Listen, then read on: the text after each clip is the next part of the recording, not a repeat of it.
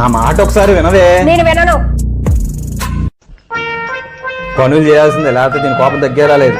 ఏం చేస్తాం చేసుకున్న తర్వాత?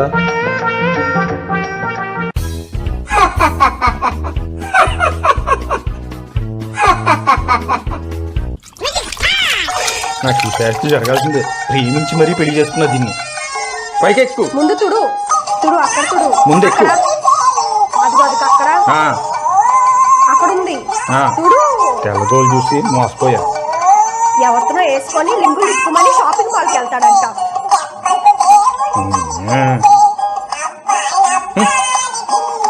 చూడు ఎలా తింటుందో కుంభకర్ణుడి చెల్లిలేగా.